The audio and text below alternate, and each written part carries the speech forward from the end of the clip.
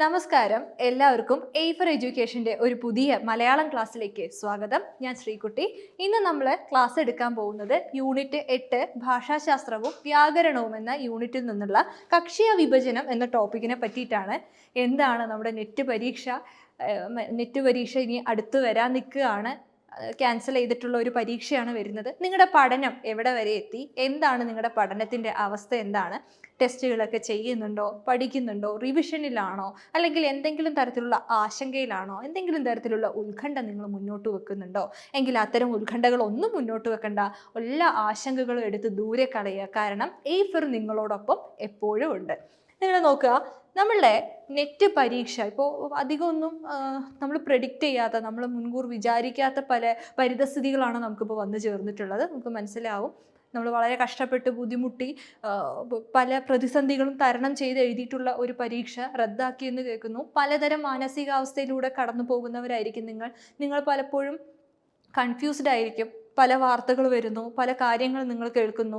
ഏത് വിശ്വസിക്കണം, ഏത് വിശ്വസിക്കേണ്ട എന്ന് അറിയാതിരിക്കുന്ന ഒരവസ്ഥയിലായിരിക്കും.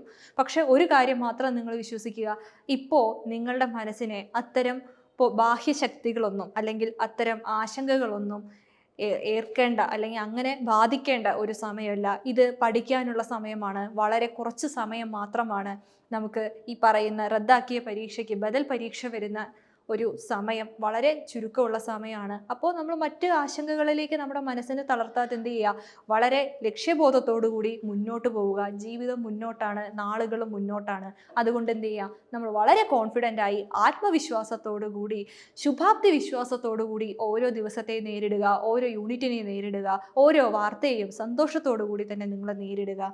അതാണ് പ്രത്യേകിച്ച് നിങ്ങളോട് പറയാനുള്ളത്. നമുക്കറിയായിരിക്കും നമ്മളുടെ മലയാളം പേപ്പറിൽ എന്തെല്ലാമൊക്കെയാണ്. ഒട്ടും വിചാരിക്കാത്ത രീതിയിലുള്ള ഒരു പേപ്പറാണ് ജൂൺ 18 വന്നിട്ടുണ്ടായിരുന്ന എക്സാമിൽ വന്നിട്ടുണ്ടായിരുന്നത്. എനിക്ക് തോന്നുന്നത് ഒരു OMR ഷീറ്റിന് പറ്റുന്ന രീതിയിലേക്ക് അവർ ചോദ്യത്തെ മാറ്റിയതാണെന്നാണ് എൻ്റെ ഒരു പേഴ്സണലി ഉള്ള ഒരു അഭിപ്രായം, വ്യക്തിപരമായിട്ടുള്ള ഒരു അഭിപ്രായമാണ്. കാരണം അതിലൊരു കാരണം ചോദ്യം പോലും ഉണ്ടായിരുന്നില്ല. നിങ്ങൾ ശ്രദ്ധിച്ചിട്ടുണ്ടാകും. മാത്രമല്ല, ചോദ്യങ്ങളുടെ നിലവാരത്തെ പറ്റി പറയുമ്പോൾ വളരെയധികം നിരാശാജനകമായിട്ടുള്ള ഒരു ഇതാണ് എന്നിൽ ഉണ്ടാക്കിയിട്ടുള്ളത്. കാരണം നമ്മൾ ഒട്ടും പ്രതീക്ഷിക്കാത്ത ഭാഗങ്ങളിൽ നിന്നുള്ള ചോദ്യങ്ങൾ വരുന്നു. ഒട്ടും പ്രതീക്ഷിക്കാത്ത രീതിയിൽ ഉള്ളിൽ നിന്നുള്ള ചോദ്യങ്ങൾ വരുന്നു. നമ്മൾ പഠിച്ചു വെച്ചിട്ടുള്ള പാറ്റേണുകളിൽ നിന്ന് വ്യത്യസ്തമായിട്ടുള്ള രീതിയിലുള്ള ചോദ്യങ്ങൾ ചോദിക്കുന്നു. ഈസി എങ്കിൽ വളരെ ഈസി, ബുദ്ധിമുട്ടുണ്ടെങ്കിൽ വളരെ ബുദ്ധിമുട്ട്. ഈ രണ്ടിൻ്റെയും ഇടയിൽ പോകുന്ന ഒരു രീതി ആ പരീക്ഷാ പേപ്പർ മുന്നോട്ട് വച്ചിട്ടില്ല. അതുകൊണ്ട് ഞാൻ പേഴ്സണലി വളരെ ഡിസപ്പോയിൻറ്റഡ് ആയിട്ടുള്ള ഒരു പരീക്ഷാ പേപ്പറാണത്. അപ്പോൾ എൻ്റെ സ്റ്റുഡൻസിനോട് ഞാൻ പറയുമ്പോഴാണെങ്കിലും വിഷമിക്കണ്ട. ഞാൻ ഇപ്പോഴും പറയുന്ന കാര്യം വിഷമിക്കണ്ട. അത് ഒരു നല്ല പേപ്പറല്ല എന്ന് കരുതൂ. നിങ്ങൾക്കുള്ള പേപ്പർ വളരെ നല്ലൊരു പേപ്പർ നിങ്ങൾക്കായിട്ട് കാത്തിരിക്കുന്നുണ്ട്. കാരണം രീതിയിലുള്ള ചോദ്യങ്ങൾ വന്നിട്ടില്ല. കാലഗണനയെങ്കിൽ നമ്മൾ പ്രതീക്ഷിക്കാത്ത രീതിയിലുള്ള ചോദ്യങ്ങൾ, അതുപോലെ തന്നെ സുകുമാർ അഴീക്കോടിൻ്റെ പുസ്തകങ്ങൾ, അവയുടെ കാലഘട്ടനയൊക്കെ ചോദിച്ചു കഴിഞ്ഞാൽ നമുക്കൊട്ടും നമ്മൾ വിചാരിക്കുന്നില്ല. പൊതുവെ നമ്മളോട് ചോദിക്കുന്ന ചോദ്യങ്ങൾ ഏതാ? പ്രധാനപ്പെട്ട കഥകൾ, പ്രധാനപ്പെട്ട നോവലുകൾ, അവയുടെ കാലഗണനയൊക്കെ നമ്മൾ മുന്നേ കൂട്ടി പഠിച്ചു വെക്കുന്നതൊക്കെയാണ്. ഇപ്പം അതിന്ന് നമുക്ക് പ്രെഡിക്റ്റ് ചെയ്യാൻ പറ്റാത്ത രീതിയിൽ, നമ്മളുടെ ഊഹങ്ങൾക്ക് അതീതമായ ഒരു രീതിയിലാണ് എന്ത് ചെയ്യുന്നത്, NT ആ ഒരു പരീക്ഷാ പേപ്പർ ഇട്ടിട്ടുള്ളത്. കുട്ടികളിൽ പലരെയും വലച്ച് കളഞ്ഞിട്ടുള്ള ഇതാണ്. ഈസി ആയിട്ടുള്ള ക്വസ്റ്റ്യൻസ് ഇല്ലെന്നല്ല പറയുന്നത്. ഈസി ആയിട്ടുള്ള ക്വസ്റ്റ്യൻസ് ഉണ്ടെങ്കിലും നമുക്ക് ഒരിക്കലും പിടിതരാത്ത രീതിയിലുള്ള ഒരു അപ്രോച്ചാണ് മുന്നോട്ട് വെച്ചിട്ടുണ്ടായിരുന്നത്. അപ്പോൾ അതൊരു സ്റ്റുഡൻസ് ഫ്രണ്ട്ലി ആയിട്ടുള്ള, അല്ലെങ്കിൽ കുട്ടികൾക്ക് സമാധാനിക്കാൻ പറ്റുന്ന രീതിയിലുള്ള ഒരു സമീപനമല്ല കുട്ടിയെ മുന്നോട്ട് വെച്ചിട്ടുണ്ടായിരുന്നത്.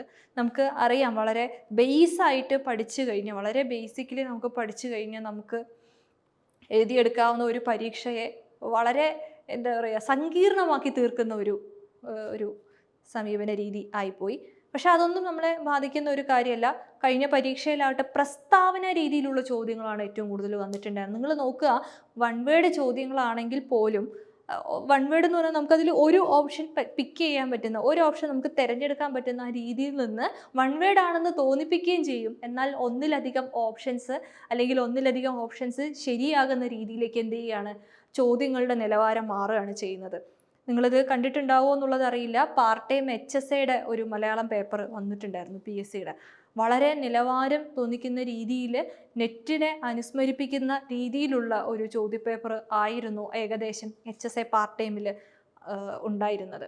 അപ്പോൾ നമുക്ക് പ്രതീക്ഷിക്കാം, നമുക്ക് 2 സാധ്യതകളാണ് ഉള്ളത്. ഒന്ന്, കഴിഞ്ഞ OMR പരീക്ഷയുടെ പേപ്പറിലുള്ളത് പോലെയുള്ള അകത്തുനിന്ന്, അതായത് ഈ പറയുന്ന സിലബസിന് അകത്തുനിന്ന്, ടോപ്പിക്കിന് അകത്തുനിന്ന് വളരെ ആഴത്തിൽ നിന്നുള്ള ചോദ്യങ്ങൾ അത്രയും കാര്യമായി തന്നെ പഠിച്ചു പോവുക. അതല്ലെങ്കിൽ കാര്യം കാരണം എന്നുള്ള രീതിയിലേക്ക്, ഇപ്പോൾ വീണ്ടും CBT എക്സാം ആക്കാൻ പോവുകയാണല്ലോ. സ്വാഭാവികമായിട്ട് എന്ത് ചെയ്യും, കാര്യം കാരണം രീതിയിലുള്ള ചോദ്യങ്ങൾ ഉണ്ടാകും. പ്രസ്താവന ടൈപ്പിലുള്ള ചോദ്യങ്ങളാണെങ്കിലും ചില ഇളവുകളൊക്കെ ഉണ്ടാകും. മാത്രമല്ല കാലഗണനാ ചോദ്യങ്ങളാണെങ്കിലും നമുക്ക് വിചാരിക്കുന്ന, നമ്മൾ ഊഹിക്കുന്ന രീതിയിൽ അല്ലെങ്കിൽ മുമ്പ് പിന്തുടർന്നിരുന്ന ആ ഒരു പാറ്റേണിൽ പോകും നമുക്ക് വിശ്വസിക്കാം. അപ്പോൾ 2 സാധ്യതകളാണ് ഉള്ളത്. ഒരിക്കലും മലയാളത്തിനെ സംബന്ധിച്ചിടത്തോളം ഒരു കാര്യം കാരണമില്ലാത്ത ചോദ്യപേപ്പർ അല്ലെങ്കിൽ പ്രസ്താവനകൾക്ക് ഇത്രയധികം പ്രാധാന്യം കൊടുക്കുന്ന ഒരു ചോദ്യപേപ്പർ എന്നെല്ലാം പറയുന്നത് സ്വാഭാവികമായിട്ടും കുട്ടികളെ അന്താളിപ്പിച്ചിട്ടുള്ള ചോദ്യങ്ങളൊക്കെയാണ് അതിൽ വന്നിട്ടുള്ളത്. പ്രത്യേകിച്ച് കേരള പാണ്ഡ്യത്തിൽ സ്വീകരിച്ചിട്ടുള്ള രീതികൾ എന്തെല്ലാമാണ്, അതിൻ്റെ പ്രത്യേകതകൾ എന്തെല്ലാമാണ്, അങ്ങനെ ആഴത്തിലാണ് എന്ത് ചെയ്യുന്നത്, ചോദ്യങ്ങൾ ചോദിക്കുന്നത്. ആത്മകഥ, ജീവചരിത്രത്തിൽ നിന്നുള്ള ചോദ്യങ്ങളെല്ലാം കോമൺ ആയിട്ടുള്ളവയാണെങ്കിലും അവ ചോദിച്ചിട്ടുള്ള രീതി വ്യത്യസ്തമാണ്.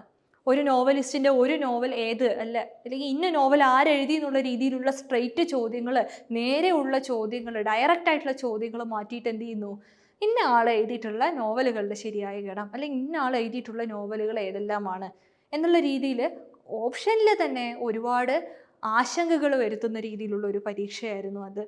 അപ്പോൾ ചിലർക്കത് ഈസി ആയിട്ട് തോന്നുകയാണെങ്കിലും ആദ്യം ആ പേപ്പർ കണ്ടപ്പോൾ എനിക്കും വളരെ ഈസി ആയിട്ട് തന്നെ തോന്നിയത്, അത് സിമ്പിൾ സാധനമല്ലേ എന്നൊക്കെ നമുക്ക് തോന്നും. പക്ഷേ ആ ഓപ്ഷനിലേക്ക് പോകുമ്പോഴാണ്, ആ ഓപ്ഷനിലേക്ക് ആഴത്തിലിറങ്ങുമ്പോഴാണ് അതിൻ്റെ ബുദ്ധിമുട്ടുകളും, ആ ചോദ്യം ഒന്നുപോലെ 3-4 തവണ വായിക്കുമ്പോഴാണ് ആ ചോദ്യത്തിലെ പല പൊരുത്തക്കേടുകളെയും പറ്റിയിട്ട് നമ്മൾ മനസ്സിലാക്കിയെടുക്കുന്നത്. മുൻപുള്ള പരീക്ഷകളെ അപേക്ഷിച്ച് നോക്കുമ്പോഴാണ് ഈ OMR ഷീറ്റിന് ഇത്രയുള്ള പ്രശ്നങ്ങൾ കാണുന്നത്. അതർവൈസ് അല്ലാത്ത പക്ഷം എന്താണ്, ഈ പരീക്ഷ ഒരു പേപ്പർ, ഒരു സാമാന്യമായിട്ടുള്ളൊരു പേപ്പറായിട്ട് തന്നെ നമുക്ക് കണക്കാക്കി എടുക്കാവുന്നതേ ഉള്ളൂ. അപ്പം ഞാൻ പറഞ്ഞു വന്ന കാര്യം, നമ്മൾ പ്രെഡിക്റ്റ് ചെയ്യുന്ന രീതിയിൽ, നമ്മൾ ഊഹിക്കുന്ന, നമ്മൾ പ്രതീക്ഷിക്കുന്ന രീതിയിൽ നിന്ന് വിഭിന്നമായ രീതിയിലുള്ള ചോദ്യങ്ങളും വിഭിന്നമായിട്ടുള്ള ഒരു പ്രതിപാദനമൊക്കെയാണ്, അല്ലെങ്കിൽ അത്തരത്തിലുള്ള ഒരു സമീപനമാണ് NTA മുന്നോട്ട് വെക്കുന്നത്. പക്ഷേ ഇവിടെ ആവശ്യം നമ്മളുടേതാണ്, ഒരു എലിജിബിലിറ്റി ടെസ്റ്റാണ് നെറ്റ്. വളരെയധികം മത്സരമുള്ള ഒരു മേഖല കൂടെയാണ്. അപ്പോൾ നെറ്റ് എന്നുള്ളത് നമ്മുടെ ആഗ്രഹം എന്നതിനേക്കാളേറെ അതൊരു വലിയ ആവശ്യമാണ്. അപ്പോൾ ആവശ്യം കൂടുന്തോറും എന്ത് ചെയ്യും, നമുക്കത് പഠിക്കാനുള്ള താല്പര്യവും കൂടണം. അതിനെപ്പോഴും എയ്ഫർ നിങ്ങളോടൊപ്പം ഉണ്ട്. അപ്പോൾ നമ്മുടെ എയ്ഫർ എഡ്യൂക്കേഷനിൽ മിഷൻ JRFൻ്റെ ബാച്ച് തുടർന്നുകൊണ്ടിരിക്കുന്നുണ്ട്. അപ്പോൾ മിഷൻ JRFൻ്റെ ബാച്ചിലേക്കുള്ള അഡ്മിഷൻ തുടർന്നുകൊണ്ടിരിക്കുകയാണ്. നിങ്ങളിൽ അഡ്മിഷൻ എടുക്കാത്തവരുണ്ടെങ്കിൽ ഉടനെ തന്നെ അഡ്മിഷൻ എടുക്കുക. നമ്മളുടെ പ്രത്യേകതകൾ എന്ന് പറയുന്നത് ഫുള്ളായിട്ടുള്ള സിലബസ് പൂർണ്ണമായും കവർ ചെയ്ത് കൊണ്ടുള്ള പഠനമാണ് മുന്നോട്ട് വെക്കുന്നത്. ആദ്യ 92 മാസങ്ങൾ ബേസ് ലെവലിൽ, അതായത് സാധാരണ കുട്ടികൾക്ക് സാധാരണ ഒരു കാര്യം എത്ര സിമ്പിളാക്കി പറഞ്ഞു കൊടുക്കാൻ പറ്റുമോ അത്രയും ലാഘവത്തോടുകൂടി എന്ത് ചെയ്യാണ്, ഈ പറയുന്ന സിലബസിനെ പറ്റിയിട്ടുള്ള പരിചയം നൽകുകയും സിലബസിലുള്ള ക്ലാസ്സുകൾ എടുക്കുകയും ഒക്കെ ചെയ്തുകൊണ്ട് 6 മാസത്തിൽ തന്നെ ഈ പറയുന്ന കോഴ്സ്, സിലബസിലെ മൊത്തം വിഷയങ്ങളും കവർ ചെയ്യുന്ന ഒരു കോഴ്സാണ് എയ്ഫർ കൊടുക്കുന്നത്. അതോടൊപ്പം തന്നെ മെൻറ്റർ, നിങ്ങളോടൊപ്പം അക്കാഡമിക്കലി സപ്പോർട്ട് ചെയ്യാനും നിങ്ങളെ മെൻ്റലി സപ്പോർട്ട് ചെയ്യാനും മോട്ടിവേറ്റ് ചെയ്യാനും നിങ്ങൾക്കൊപ്പം ഉണ്ടാകുന്ന മെൻറ്റർ എയ്ഫർ പ്രദാനം ചെയ്യുന്നുണ്ട്. അതോടൊപ്പം 10,000-ലധികം ക്വസ്റ്റ്യൻസും അവയുടെ എക്സ്പ്ലനേഷനും നൽകുന്നു. നോക്കുക, daily test, weekly test, monthly mega mock test, അതുപോലെ തന്നെ PYQ, CPYQ എന്നിവയെല്ലാം അധികമായിട്ട് 10,000-ലധികം ചോദ്യങ്ങളും അവയുടെ എക്സ്പ്ലനേഷനും അടക്കമാണ് എയ്ഫർ എഡ്യൂക്കേഷൻ നിങ്ങൾക്ക് നൽകുന്നത്. അതിനോടൊപ്പം തന്നെ നിങ്ങൾക്ക് റീസിറ്റ് ഓപ്ഷൻ ഉണ്ട്. ഇത് പ്രത്യേകം ശ്രദ്ധിക്കുക, റീസിറ്റ് ഓപ്ഷൻ നിങ്ങൾക്കുണ്ട്. പിന്നെ 5 മണി അല്ലെങ്കിൽ ഈ പറഞ്ഞ 9:30 ടൈമിലൊക്കെ JRF ക്ലബ്ബുകൾ, അതായത് സമയമാകുന്ന സമയത്ത് PYQs അവൈലബിൾ ആക്കുന്ന സമയത്ത്, CPYQs അവൈലബിൾ ആക്കുന്ന സമയത്ത് നിങ്ങൾക്ക് JRF ക്ലബ്ബുകളും കൂടെ എന്ത് ചെയ്യുന്നുണ്ട്, അതുകൂടെ പ്രദാനം ചെയ്യുന്നുണ്ട്. പിന്നെ ഡിസ്കഷൻ, നിങ്ങൾക്ക് ആക്ടിവിറ്റി ഗ്രൂപ്പ്, ഗൈഡൻസ് ഗ്രൂപ്പ്, അങ്ങനെയുള്ള ഗ്രൂപ്പുകളൊക്കെ ഉണ്ട്. നിങ്ങൾക്ക് ഡിസ്കസ് ചെയ്ത് പഠിക്കാനും നിങ്ങൾക്ക് കമ്പൈൻ സ്റ്റഡി ചെയ്ത് പഠിക്കാനും ഒക്കെ ഉള്ള സൗകര്യങ്ങൾ നൽകുന്നുണ്ട്, എയ്ഫറിൽ നൽകുന്നുണ്ട്. അതോടൊപ്പം തന്നെ നിങ്ങളിപ്പോൾ ഒരു അഡ്മിഷൻ എടുത്ത് തന്നെ നിങ്ങൾ വെക്കുക. കാരണം ഇത്തവണ നിങ്ങൾക്ക് നെറ്റ് അല്ലെങ്കിൽ JRF കിട്ടിക്കഴിഞ്ഞാൽ നിങ്ങൾക്ക് 100% റീഫണ്ടും കിട്ടുന്നുണ്ട്. അപ്പോൾ നമുക്ക് പോയാൽ ഒരു അഡ്മിഷൻ കിട്ടിയാൽ നമുക്ക് എന്താണ്, ഇത്രയും ടെസ്റ്റുകളും ഇത്രയും ക്ലാസ്സുകളും മെൻറ്ററിൻ്റെ സപ്പോർട്ടും എല്ലാം കൂടെ നിങ്ങൾക്ക് ഒരുമിച്ചാണ് കിട്ടുന്നത്. അപ്പോൾ ഇതൊരു നല്ല ഓഫറാണ്. ഓഫറിനെ നിങ്ങൾ എന്ത് ചെയ്യുക, പരമാവധി പ്രയോജനപ്പെടുത്തുക. അവസരങ്ങൾ എപ്പോഴും പ്രയോജനപ്പെടുത്താൻ നിങ്ങൾ ശ്രമിക്കുക. ജീവിതത്തിൽ വിജയം എപ്പോഴും നിങ്ങളുടെ കൂടെ തന്നെ ഉണ്ടാകും. ഓക്കെ, അപ്പോൾ മന്ത് എൻഡ് ഓഫർ നമ്മൾ പ്രദാനം ചെയ്യുന്നുണ്ട്. മന്ത് എൻഡ് ഓഫറാണ് 30% ആയിട്ട് 30% ഓഫർ നിങ്ങൾ എടുക്കുന്ന അഡ്മിഷനിൽ ഫീസിൽ 30% ഇളവോടുകൂടി നിങ്ങൾക്ക് എന്ത് ചെയ്യാം, ഇപ്പോൾ അഡ്മിഷൻ എടുക്കാം. 29-30 ദിവസങ്ങളിൽ, അതായത് ഇന്നും നാളെയുമാണ് ഈ ഒരു ഓഫർ ഉള്ളത്. അപ്പോൾ സമയം ഒട്ടും തന്നെ നിങ്ങൾ കളയേണ്ട ആവശ്യമില്ല. ഉടനെ തന്നെ എന്ത് ചെയ്യുക, അഡ്മിഷൻ എടുത്ത് നിങ്ങൾ നിങ്ങളുടെ സീറ്റ് ഉറപ്പാക്കുക. 30% എന്ന് പറയുന്ന ഒരു ചെറിയ ഓഫറല്ല, നിങ്ങൾക്ക് കിട്ടുന്ന ഏറ്റവും വലിയ ഓഫർ തന്നെയാണ്. അപ്പോൾ ഓഫറുകളെയും കാര്യങ്ങളും എന്ത് ചെയ്യുക, പ്രയോജനപ്പെടുത്തുക. നേരത്തെ പറഞ്ഞിട്ടുള്ള ക്ലാസ്സുകളും ടെസ്റ്റുകളും അവയുടെ എക്സ്പ്ലനേഷൻസും മെൻറ്ററേയും എല്ലാം പ്രയോജനപ്പെടുത്തി ഇത്തവണ തന്നെ നെറ്റ് എഴുതിയെടുക്കുക. ഇനി അടുത്ത തവണ അല്ലെങ്കിൽ പിന്നെ എഴുതുക, അങ്ങനെയുള്ള ഒരു ആറ്റിറ്റ്യൂഡ് മുന്നോട്ട് വെക്കാതെ ഉടനെ തന്നെ എന്ത് ചെയ്യുക, അഡ്മിഷൻ എടുക്കുക, പഠിച്ച് തുടങ്ങുക, അല്ലെങ്കിൽ പഠനം മുന്നോട്ട് കൊണ്ടുപോവുക, ഓഫറുകൾ പ്രയോജനപ്പെടുത്തുക. പിന്നെ പ്രത്യേകിച്ച് പറയാനുള്ളത് നമ്മുടെ ഗൈഡൻസ് ഗ്രൂപ്പിനെ പറ്റിയിട്ടാണ് പറയാനുള്ളത്. നമ്മളുടെ ഫ്രീ ക്ലാസ്സുകൾ, അതുപോലെ free materials, monthly free mega mock ടെസ്റ്റുകൾ, ഡെയിലി പ്രാക്ടീസ് ടെസ്റ്റുകൾ, പോളുകൾ, ഇങ്ങനെയുള്ള എക്സാം നോട്ടിഫിക്കേഷൻസ് എല്ലാം കിട്ടുന്ന മലയാളത്തിൻ്റെ ഗ്രൂപ്പിൻ്റെ ഒരു കോഡാണ് ഇവിടെ നൽകിയിട്ടുള്ളത്. അഡ്മിഷൻ എടുക്കാൻ വേണ്ടിയിട്ട് എന്ത് ചെയ്യുക, നിങ്ങൾക്ക് ഈ നമ്പറിൽ ബന്ധപ്പെടാവുന്നതാണ്. അപ്പോൾ ഫ്രീ കിട്ടുന്ന ഈ കാര്യങ്ങൾ എന്ത് ചെയ്യുക, ഒന്ന് പ്രയോജനപ്പെടുത്താനായിട്ട് ശ്രമിക്കുക കേട്ടോ. ഓക്കെ, അപ്പോൾ നമുക്ക് ക്ലാസ്സിലേക്ക് കിടക്കാം. ഇന്ന് നമ്മൾ ക്ലാസ് എടുക്കാൻ പോകുന്നത് ഭാഷാശാസ്ത്രത്തിലെ തന്നെ കക്ഷ്യാ വിഭജനത്തെ പറ്റിയിട്ടാണ്. ഭാഷാശാസ്ത്രത്തിൽ ഇതിനു മുൻപ് നമ്മൾ എന്ത് ചെയ്തിട്ടുണ്ടായിരുന്നു, ഭാഷയുടെ വ്യാവർത്തക ധർമ്മങ്ങളെ പറ്റിയിട്ടൊക്കെ നമ്മൾ ചർച്ച ചെയ്തിട്ടുണ്ടായിരുന്നു. ഭാഷാ ഗോത്രം, ഭാഷാ കുടുംബം എന്നിവയെ പറ്റിയിട്ടൊക്കെ നമ്മൾ ചർച്ച ചെയ്തിട്ടുണ്ടായിരുന്നു. അതിൻ്റെ ഒരു തുടർച്ചയാണ് കക്ഷ്യാ വിഭജനം എന്ന് പറയുന്നത്. ഭാഷയെ പഠിക്കുന്ന ഒരു രീതി തന്നെയാണ് കക്ഷ്യാ വിഭജനം എന്ന് പറയുന്നത്. ഭാഷയെ പലതരത്തിൽ നമുക്ക് പഠിക്കാം. ഉൽപ്പത്തി ബന്ധത്തിൻ്റെ അടിസ്ഥാനത്തിൽ പഠിക്കാം. അതുപോലെ തന്നെ അതിൻ്റെ അപഗ്രഥന രീതി വെച്ച് നമുക്ക് എന്ത് ചെയ്യാം, ഭാഷയെ പഠിക്കാം. ഭാഷയെ അതിൻ്റെ ഉൽപ്പത്തി ബന്ധത്തെ അടിസ്ഥാനമാക്കിയും അതിൻ്റെ ഉൽപ്പത്തി ബന്ധത്തിൽ അതിൻ്റെ രൂപത്തെ അടിസ്ഥാനമാക്കിയുമുള്ള പഠന രീതിയാണ് കക്ഷ്യാ വിഭജനം എന്നതുകൊണ്ട് ഉദ്ദേശിക്കുന്നത്. ഓക്കെ, മെയിനായിട്ട് ഈ ഭാഷ എങ്ങനെ ഉണ്ടായി, ഉൽപ്പത്തി ബന്ധം എന്ന് പറഞ്ഞാൽ എന്താണ്, ഭാഷ എങ്ങനെ ഉണ്ടായി, എവിടെ നിന്നുണ്ടായി, എവിടെ നിന്ന് അത് പ്രചരിച്ചു എന്നിങ്ങനെയുള്ള ചോദ്യങ്ങളും, ആ ഭാഷയിൽ അതിൻ്റെ ഓരോന്നിനും ഓരോ രൂപമാണല്ലോ, അതിൻ്റെ ഘടന, അതിൽ ചേരുന്ന പ്രകൃതി പ്രത്യയങ്ങൾ, അങ്ങനെ ഓരോന്നിനും ഓരോ വ്യത്യസ്തമായിരിക്കും. അപ്പോൾ ആ രൂപത്തെ വെച്ചാണ് എന്ത് ചെയ്യുന്നത്, ഇവിടെ പഠിക്കുന്നത്. അപ്പോൾ നമുക്ക് എന്ത് ചെയ്യാം, അത് നോക്കാം.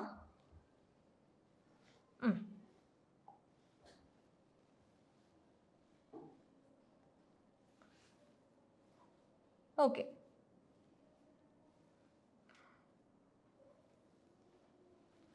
അപ്പം നമ്മളിവിടെ ആദ്യമായിട്ട് പഠിക്കാൻ പോകുന്നത് കക്ഷ്യാ വിഭജനം എന്നുള്ളതിനെ പറ്റിയിട്ടാണ് പഠിക്കുന്നത്.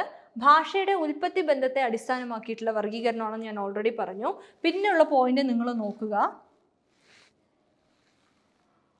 രൂപത്തെ അടിസ്ഥാനമാക്കിയാണ് ഇവിടെ ഭാഷയെ വർഗീകരിക്കുന്നത്. ഓരോ ഭാഷയ്ക്കും അതിൻ്റേതായിട്ടുള്ള ഘടനയുണ്ടാകും. ഈ ഘടനയും ഭാഷയുടെ ഒരു രൂപത്തെ അടിസ്ഥാനമാക്കിയാണ് ഇത് ഇന്ന ഭാഷയാണ്, ഇത് ഇന്ന ഭാഷയാണ് എന്ന രീതിയിൽ ഇവയെ പഠിക്കുന്നത്. പദങ്ങളുടെ ആന്തരിക ഘടന, ഇത് വളരെ ഇമ്പോർട്ടൻ്റ് ആയിട്ടുള്ള ഒരു പോയിന്റ് ആണ്. പദങ്ങളുടെ ആന്തരിക ഘടന, പദങ്ങൾ വാക്യത്തിൽ പ്രത്യക്ഷപ്പെടുന്ന രീതി എന്നിവ ഭാഷയിൽ വരുത്തുന്ന മാറ്റങ്ങളെ ആധാരമാക്കിയാണ് കക്ഷ്യാ വിഭജനം നടത്തുന്നത്. ഇപ്പം നമ്മുടെ മലയാള ഭാഷ തന്നെ എടുക്കാം. മലയാള ഭാഷയിൽ ഒരു പദം പറയുന്നു. ഒരു പദം, ആ പദം എങ്ങനെയാണ് ചേർന്നിട്ടുള്ളത്? ആദ്യം വർണ്ണം, പിന്നെ എന്ത് ചെയ്യുന്നു, ഈ വർണ്ണത്തിനോടൊപ്പം ഒരു സ്വരം ചേർന്നു, സ്വരം ചേർന്ന് അക്ഷരമാകുന്നു, അക്ഷരം ചേർന്ന് പദമുണ്ടാകുന്നു, പദം വെറുതെ നിൽക്കുകയല്ല, വേണ്ട പ്രത്യയങ്ങൾ ചേർന്ന് ഒരു വാക്കാകുന്നു, വാക്ക് ഒറ്റയ്ക്ക് നിൽക്കുകയല്ല, വാക്ക് പല വാക്കുകളും അല്ലെങ്കിൽ പല പ്രത്യയങ്ങളും കാര്യങ്ങളും ചേർന്നുകൊണ്ട് എന്ത് ചെയ്യുന്നു, അർത്ഥയുക്തമായിട്ടുള്ള ഒരു വാക്യമായി മാറുന്നു. അങ്ങനെയാണ് മലയാളത്തിൻ്റെ ഒരു രീതി. ലോകത്തെ എല്ലാ ഭാഷകളും ചിലപ്പോൾ ഇങ്ങനെ തന്നെ ആയിക്കൊള്ളുന്നില്ല. അത്തരത്തിൽ ഒരു ഭാഷ പഠിക്കുമ്പോൾ അതിൻ്റെ ഘടന, അത് വാക്യത്തിൽ പ്രത്യക്ഷപ്പെടുമ്പോൾ ആ ഭാഷയിൽ ഉണ്ടാക്കുന്ന അർത്ഥവ്യത്യാസം എന്നിവയെല്ലാം പഠിക്കുന്നതാണ് കക്ഷ്യാ വിഭജനത്തിൻ്റെ രീതി. അത്തരത്തിൽ ഭാഷകളെ പ്രാകൃതം, വൈകൃതം, സംശ്ലിഷ്ടം, സംഘടിതം എന്നിങ്ങനെ 4ആയിട്ട് വിഭജിക്കാം. ഓക്കെ, അപ്പോൾ നമ്മൾ പഠിക്കാൻ പോകുന്നത് കക്ഷ്യ വിഭജനത്തിൽ തന്നെ ആദ്യത്തെ വിഭജനമാണ് പ്രാകൃത കക്ഷ്യ. മറ്റു വിഭജനങ്ങളാണ് പ്രാകൃത കക്ഷ്യ, വൈകൃത കക്ഷ്യ, സംശ്ലിഷ്ട കക്ഷ്യ, സംഘടിത കക്ഷ്യ. അതില് പ്രാകൃത കക്ഷിയെ പറ്റിയിട്ടാണ് നമ്മൾ എന്ത് ചെയ്യുന്നത്, പറയാൻ പോകുന്നത്. എന്താണ് പ്രാകൃത കക്ഷ്യ എന്നതിനെ പറ്റിയിട്ടാണ് നമ്മൾ പറയാൻ പോകുന്നത്. ഈ പറയുന്ന പ്രകൃതിക്ക് പ്രാധാന്യം നൽകുന്ന കക്ഷ്യയാണ് പ്രാകൃത കക്ഷ്യ എന്ന് പറയുന്നത്. വാക്യത്തിൽ വ്യാകരണ ധർമ്മങ്ങളെ സൂചിപ്പിക്കാൻ വേണ്ടി പ്രത്യയം ഒന്നും ഇവിടെ ചേർക്കുന്നില്ല. അതായത് പറയുന്ന കാര്യം ഇത്രയേ ഉള്ളൂ. അപ്പോൾ നമ്മുടെ ഭാഷയിൽ പ്രകൃതി പ്ലസ് പ്രത്യയമാണ് ഒരു വാക്കാവുന്നത്, അല്ലെങ്കിൽ അർത്ഥയുക്തമായിട്ടുള്ള ഒരു വാക്കാവുന്നത്. ആ പണി എൻ്റെ തലയിലായി. അപ്പൊ തലയിൽ എന്നുള്ളതിൽ എന്താണ്, തല പ്ലസ് ഇൽ എന്നുള്ള ഒരു ഇതാണ്. തല എന്നുള്ളത് പ്രകൃതിയാണെങ്കിൽ ഇൽ എന്നുള്ളത് എന്താണ്, പ്രത്യയമാണ്. പക്ഷെ പ്രാകൃത കക്ഷിയില് പ്രകൃതികൾ മാത്രമേ ഉള്ളൂ. ഒരു പ്രകൃതി കൊണ്ട് തന്നെ അർത്ഥം പൂർണ്ണമാക്കുന്ന, അല്ലെങ്കിൽ ഒരു അർത്ഥം പൂർണ്ണമാകാൻ വേണ്ടി ഒന്നോ ഒന്നിലധികമോ പ്രകൃതികൾ മാത്രം ഉപയോഗിക്കുന്നതിനെയാണ് പ്രാകൃത കക്ഷ്യ എന്നതുകൊണ്ട് പറയുന്നത്. പ്രത്യയങ്ങൾ ചേർത്ത്, ഇത് ഇമ്പോർട്ടൻ്റ് ആണേ, പ്രത്യയങ്ങൾ ചേർത്ത് പ്രകൃതിക്ക് രൂപഭേദം നൽകി പുതിയ അർത്ഥഭേദങ്ങൾ ഉൽപ്പാദിപ്പിക്കാതെ പ്രകൃതികൾ മാത്രം ഉപയോഗിച്ച് വാക്യത്തിന്റെ ആശയം വ്യക്തമാക്കുന്നു.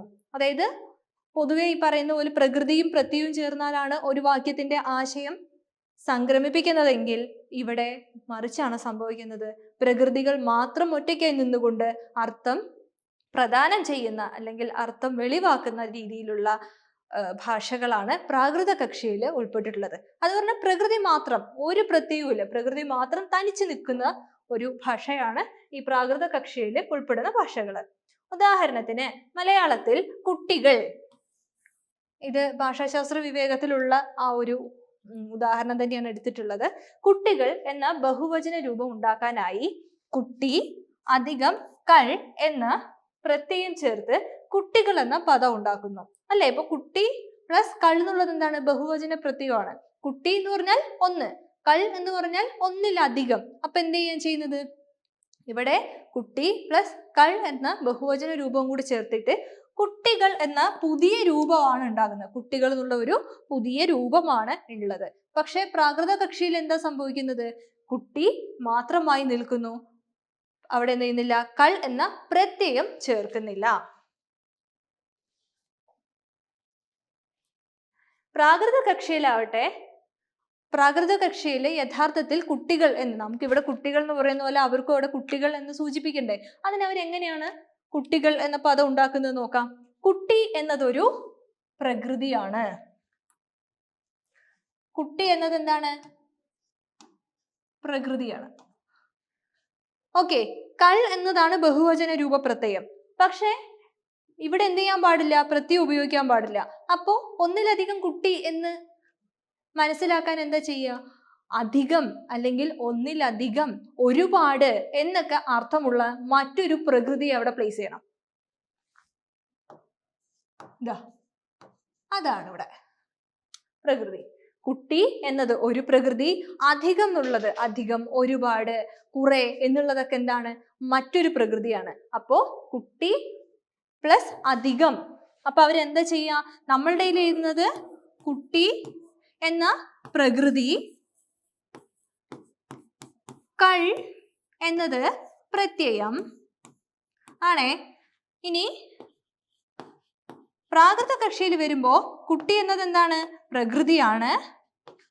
പകരം അതിനോടൊപ്പം ചേരുന്നത് എന്താണ്, അധികം, അതും എന്താണ്, മറ്റൊരു പ്രകൃതിയാണ്. അപ്പോ ഒന്നല്ലെങ്കിൽ അധികം കുട്ടി എന്നുള്ളൊരു രീതിയിലേക്ക് എന്ത് ചെയ്യും, മാറും.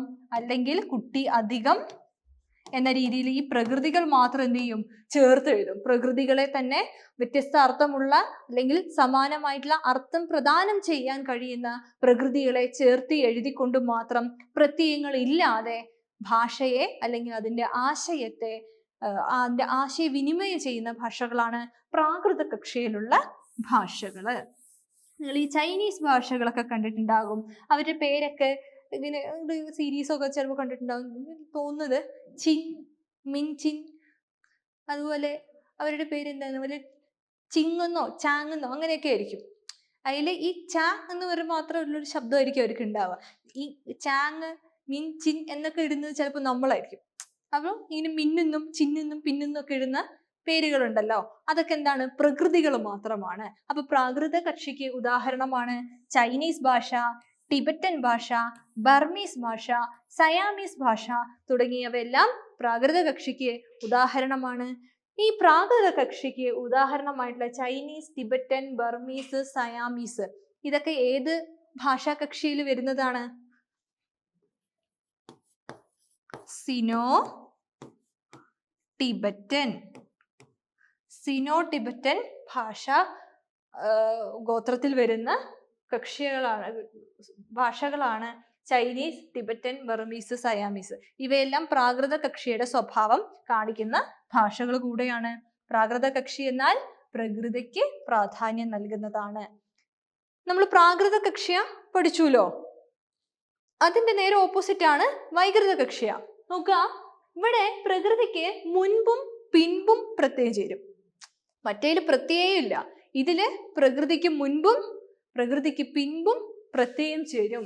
പ്രകൃതിക്ക് വ്യത്യസ്ത സാഹചര്യങ്ങളിൽ രൂപമാറ്റം വരുത്തുക, ഒന്നിലധികം അർത്ഥങ്ങളും വ്യാകരണ ധർമ്മങ്ങളും ഒരേ പ്രകൃതിയിൽ തന്നെ ചേർക്കുക എന്നിവയാണ് വൈകൃത കക്ഷിയുടെ പൊതു സ്വഭാവങ്ങൾ. അതായത് ഒരു പ്രകൃതി ഉണ്ടാവും, അതിന് മുൻപും പിൻപും പ്രത്യയം ചേർത്തിട്ട് പ്രകൃതി തന്നെ ഏതാണെന്ന് നമുക്ക് മനസ്സിലാവാൻ പറ്റാത്ത രീതിയിൽ രൂപഭേദം വരുത്തുന്ന ഭാഷകളാണ് വൈകൃത കക്ഷിയിലുള്ള ഭാഷകള്. ഇവിടെ പ്രകൃതിക്ക് പല സാഹചര്യങ്ങൾക്കനുസരിച്ച് പല മാറ്റങ്ങളും സംഭവിക്കാം. എന്തൊക്കെയാ അത് നോക്കാം. സംസ്കൃതത്തിലെ ഹൃ എന്ന ധാതുവിൽ നിന്നാണ് പ്രഹരതി അടിക്കുന്നു, ആഹരതി കൊണ്ടുവരുന്നു, വിഹരതി വിഹരിക്കുന്നു അല്ലെങ്കിൽ കളിക്കുന്നു, സംഹരതി കൊല്ലുന്നു, പരിഹരതി പരിഹരിക്കുന്നു എന്നിങ്ങനെ വിഭിന്ന രൂപങ്ങൾ ഉണ്ടാകുന്നത് വൈകൃത കക്ഷിയുടെ സ്വഭാവങ്ങൾ കാണിക്കുന്നു. ഇവിടെ നോക്കുക, ഒരു ഹൃ എന്നുള്ളതിന്റെ മുൻപും പിൻപും എന്ത് ചെയ്യാണ്, പ്രത്യയങ്ങൾ ചേരുന്നതോടുകൂടി അതിൻ്റെ കൂടെ ആ എന്നതും ചേരുമ്പോൾ എന്ത് ചെയ്യുന്നു, ആഹരതി. ഹൃ എന്നുള്ളതിന്റെ മുന്നേ ഈ പ്രഹരതി വരുമ്പോൾ പ്രഹരതി എന്നുള്ള രീതിയിൽ എന്ത് ചെയ്യുന്നുണ്ട്, ഇവ മാറുന്നുണ്ട്. അപ്പോ പരി എന്നുള്ള ഒരു പ്രത്യയം മുന്നോട്ട് ചേരുന്ന സമയത്ത് എന്ത് ചെയ്യുന്നുണ്ട്, ഹൃക്ക് എന്ത് മാറ്റം വരുന്നുണ്ട്, പരിഹരതി എന്ന രീതിയിൽ അതിന് മാറ്റം സംഭവിക്കുന്നുണ്ട്. ഇത്തരത്തില് ഹൃ എന്ന ധാതുവിന് പല സന്ദർഭത്തില് പല കാര്യങ്ങളില് പലതരത്തിലുള്ള വ്യത്യാസങ്ങൾ വരുത്തുന്നുണ്ട്. അതുകൊണ്ട് ഇവ എന്താണ്, വൈകൃത കക്ഷിക്ക് ഉദാഹരണമാണ്. ഇംഗ്ലീഷിൽ ഗിവ്, റൺ എന്നീ ക്രിയകളുടെ ഭൂതകാല രൂപങ്ങൾ ഗേവ്, റാൻ എന്നിവയാണ് അല്ലെ. ഭൂതകാലം വരുമ്പോഴേക്കും എന്ത് ചെയ്യാണ്, ഗിവ് എന്നും റൺ എന്നുള്ള രൂപങ്ങള് ഗേവും റാനും ആയിട്ട് എന്ത് ചെയ്യാണ്, മാറുകയാണ് ചെയ്യുന്നത്. ഭൂതകാല പ്രത്യയങ്ങൾ വേർതിരിക്കാൻ വയ്യാത്ത തരത്തിൽ ഇവ പ്രകൃതി അലിഞ്ഞു ചേർന്നിരിക്കുകയാണ്. സംസ്കൃതം, ഇത് വളരെ ഇമ്പോർട്ടൻ്റ് ആണ്. സംസ്കൃതം, ഇംഗ്ലീഷ്, റഷ്യൻ, അറബിക്ക് തുടങ്ങിയ ഭാഷകൾ വൈകൃത കക്ഷിയുടെ സ്വഭാവം കാണിക്കുന്നവയാണ്. ഓക്കെ, പ്രകൃതിക്ക് മുൻപും പ്രകൃതിക്ക് പിൻപും എന്ത് ചെയ്യുന്നുണ്ട്, പ്രത്യയങ്ങൾ ചേരുന്നുണ്ട്. സത്യത്തിൽ മലയാളത്തിലും പ്രകൃതിക്ക് മുൻപും പ്രകൃതിക്ക് പിൻപും പ്രത്യയങ്ങൾ ചേരുന്നുണ്ട്. കൂടുതലും സംസ്കൃത ശബ്ദങ്ങളിലാണ് അങ്ങനെ പ്രകൃതിക്ക് മുൻപ് പ്രത്യയങ്ങൾ ചേരുന്നതായിട്ട് നമുക്ക് കാണാൻ സാധിക്കുക. ഉദാഹരണ സഹിതം ഞാൻ എന്ത് ചെയ്യാം, അടുത്ത സ്ലൈഡില് സംശ്ലിഷ്ട കക്ഷിയെ പറഞ്ഞു തരുമ്പോൾ കറക്റ്റ് ആയിട്ട് ഞാൻ പറഞ്ഞുതരാം. ഓക്കെ, അടുത്ത കക്ഷിയാണ് സംശ്ലിഷ്ട കക്ഷിയ എന്ന് പറയുന്നത്. പ്രകൃതിക്ക് പിന്നാലെ പ്രത്യയങ്ങൾ ചേർക്കുക. ഓർക്കുക, വൈകൃത കക്ഷിയില് പ്രത്യയങ്ങളെ ഇല്ല, പ്രാകൃത കക്ഷിയില് പ്രത്യയങ്ങളെ ഇല്ല. വൈകൃത കക്ഷിയില് പ്രകൃതിക്ക് മുൻപും പ്രകൃതിക്ക് പിൻപും പ്രത്യയങ്ങൾ ചേരുന്നു. സംശ്ലിഷ്ട കക്ഷിയിൽ എന്ത് ചെയ്യുന്നു, പ്രകൃതിക്ക് പിൻപ് പ്രത്യയങ്ങൾ, അതിന്റെ പിന്നാലെ പ്രത്യയം ചേരുന്ന രീതിയിലാണ് സംശ്ലിഷ്ട കക്ഷിയിലെ ഭാഷകള് അടുക്കി വെച്ചിട്ടുള്ളത്. അപ്പൊ നോക്കുക, പ്രകൃതിക്ക് പിന്നാലെ പ്രത്യയങ്ങൾ ഒന്നൊന്നായി ചേർന്ന് ദീർഘപദഘടനകൾ സൃഷ്ടിക്കുന്ന സ്വഭാവമാണ് സംശ്ലിഷ്ട കക്ഷിക്ക് ഉള്ളത്. അപ്പൊ എന്താണ്? ഒരു പ്രകൃതി, അതിന്റെ പിന്നാലെ പ്രത്യയം, അതിന്റെ പിന്നാലെ പ്രത്യയം, അതിന്റെ പിന്നാലെ പ്രത്യയം എന്നിങ്ങനെ രീതിയിലുള്ള വലിയ പദഘടന എവിടെ ഉണ്ടാക്കുന്നുണ്ട്? സംശ്ലിഷ്ട കക്ഷിയില് ഉണ്ടാക്കുന്നുണ്ട്. കൂടിച്ചേരുക എന്ന അർത്ഥമുള്ള സംശ്ലേഷിക്കുക എന്ന വാക്കിൽ നിന്നാണ് ഈ കക്ഷ്യ ഉണ്ടായിട്ടുള്ളത്. ഇവിടെ നോക്കുക, ഇതും ഞാൻ ആ ഉദാഹരണം അതൊന്നും എടുത്തിട്ടുള്ളതാണ്, പ്രഭാകര വാര്യരുടെ പുസ്തകത്തിൽ നിന്ന് എടുത്തിട്ടുള്ളതാണ്. മിടുക്കന്മാരോട് എന്ന ഘടനയില് മിടുക്ക് എന്താണ്? പ്രകൃതി, അൻ പുല്ലിംഗ പ്രത്യയം, മാർ ബഹുവചന പ്രത്യയം, ഓട് സംയോജിക വിഭക്തി പ്രത്യയം. ഇവയെല്ലാം ചേർന്നാണ് മിടുക്ക്, അൻ, മാർ, ഓട് ഇങ്ങനെയുള്ള ഒരു പ്രകൃതിയും 3 പ്രത്യയങ്ങളും ചേർത്തിട്ടാണ് മിടുക്കന്മാരോട് എന്നുള്ള ഒറ്റപ്പദം ഉണ്ടാക്കുന്നത്. ഇതെന്താണ്? സംശ്ലിഷ്ട കക്ഷിക്ക് ഉദാഹരണമാണ്. തുർക്കിയിലെ ഭാഷയായ ടർക്കിഷ് സംശ്ലിഷ്ട സ്വഭാവം പൂർണ്ണമായും പ്രദർശിപ്പിക്കുന്ന ഭാഷയാണ്. മലയാളവും സാമാന്യമായി സംശ്ലിഷ്ട കക്ഷിയുടെ സ്വഭാവം കാണിക്കുന്നുണ്ടെന്ന് പറയാം. പൂർണ്ണമായും കാണിക്കുന്നില്ല, എന്നാൽ ഭൂരിപക്ഷവും മലയാളം കാണിക്കുന്നത് സംശ്ലിഷ്ട കക്ഷിയുടെ സ്വഭാവമാണ്. എങ്ങനെയാണെന്ന് പറഞ്ഞുതരാം. ഈ മിടുക്കന്മാരോട് എന്ന് തന്നെ പറയുന്നുണ്ടല്ലോ, അത് പിന്നെന്താ? വീട്ടിലേക്ക്, ഓക്കെ, വീട്ടിലേക്ക് പോകുകയാണ്, ഓക്കെ, അങ്ങനെയുള്ള ഉദാഹരണങ്ങളൊക്കെ എന്താണ്? പിന്നാലെ പ്രത്യയം ചേരുന്നവയാണ്. ഓക്കെ, പക്ഷെ ചില ഉദാഹരണങ്ങളുണ്ട്. പ്രതിദിനം, ഓക്കെ, സുഭാഷിതം, സസന്തോഷം,